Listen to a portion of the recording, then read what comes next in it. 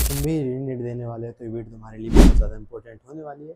तो लगभग 20 से 25 दिनों में अब रीनीट होने वाला, तो मैं तुम्हें 3 इंपॉर्टेंट पॉइंट बताऊंगा जिनको अगर तुम ध्यान में रख लेते हो तुम्हारे जो मार्क्स हैं 100 से 150 इंक्रीज हो सकते हैं। So hello guys, I am Ayush Namdev, second year MBBS student at NSC GMC Khandwa.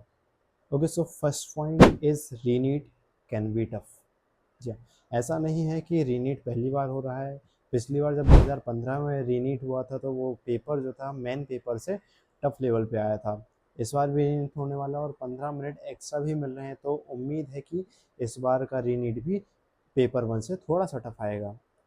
मैं ये नहीं कह रहा हूँ कि पेपर आउट ऑफ NCERT आएगा, पेपर आउट ऑफ NCERT नहीं आएगा, क्योंकि इतनी सारी कंट्रोवर्सी हो चुकी है तो NTA नहीं चाहेगा कि और कंट्रोवर्सी में फंसे। तो पेपर NCERT से ही आएगा, लेकिन क्वेश्चन जो होंगे थोड़े से ट्रिकी होंगे, असर्शन रीजन क्वेश्चन होंगे, स्टेटमेंट वाइज क्वेश्चन की संख्या थोड़ी सी बढ़ जाएगी। तो ये सुनकर पैनिक मत होना कि रीनीट टफ आने वाला है। तुमको करना क्या है, केवल मैक्सिमम क्वेश्चन प्रैक्टिस करनी है, ज़्यादा से ज़्यादा क्वेश्चन प्रैक्टिस करनी है, assertion reason statement wise question की प्रैक्टिस करनी है। हर दिन कम से कम 50 से 60 क्वेश्चन पर चैप्टर करने ही हैं। सेकंड पॉइंट इज, पेपर 1 में तुम्हारे कितने मार्क्स आए थे या तुम्हारा पेपर कैसा गया था वो सब भूल जाओ। अगर तुम्हारे कम मार्क्स आए थे तो अब तुम्हारे पास समय है 1 महीने का कि तुम अपने मार्क्स को इम्प्रूव कर सकते हो।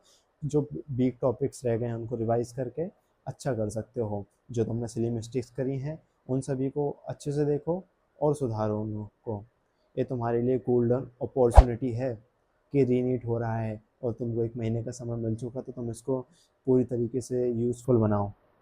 और जिसके अच्छे मार्क्स आए थे वो रिवीजन करे, जिससे अच्छे नंबर ला सके और अच्छे टॉप कॉलेज में जा सके। क्योंकि मैंने देखा है कि मैक्सिमम जो मार्क्स होते हैं गेन होते हैं वो लास्ट के मंथ में ही होते हैं। मेरे साथ भी ऐसा हुआ था कि मैंने लास्ट में जो मेहनत करी थी उसी के बेसिस पर मेरे इतने मार्क्स आ पाए थे कि मुझको एक गवर्नमेंट कॉलेज मिल चुका था। तो तुम्हारे पास भी समय है, तुम भी मेहनत करोगे, तुमको भी गवर्नमेंट कॉलेज मिल ही जाएगा। थर्ड पॉइंट इज कि अब जितना भी टाइम बचा हुआ है तुमको केवल रिवीजन करना और मॉक टेस्ट देना है, कुछ नया स्टार्ट नहीं करना है। जितना ज़्यादा पॉसिबल हो सकता है उतने ज़्यादा मॉक टेस्ट देने हैं और रिवीजन करना है।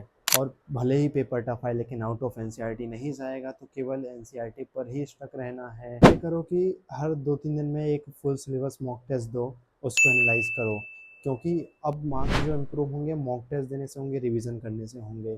केवल सिलेबस कंप्लीट करने से मार्क्स इम्प्रूव नहीं होते हैं, बार बार मॉक टेस्ट देने से, वैरायटी ऑफ क्वेश्चन प्रैक्टिस करने से ही मार्क्स इम्प्रूव होंगे। तो जो भी 20 से 25 दिन बचे हुए हैं तुमको रिवीजन करना है, वीक टॉपिक को देखना है और उन पर फोकस करना और उससे रिलेटेड क्वेश्चंस करने हैं। तो इन 3 पॉइंट को ध्यान में रख के तुम अपनी प्रिपरेशन को आगे बढ़ा सकते हो। और अगर तुमने इन पर अच्छे से काम कर लिया 100 से 150 मार्क्स ज़रूर इम्प्रूव होंगे। उम्मीद है तुम अच्छा परफॉर्म करोगे और मेडिकल कॉलेज में जाओगे। Wish you all the very best. Channel को सब्सक्राइब कर लीजिएगा और कुछ भी स्टडी रिलेटेड जानकारी चाहिए हो तो कमेंट कर दीजिएगा, मैं वीडियो ला दूँगा। Thank you.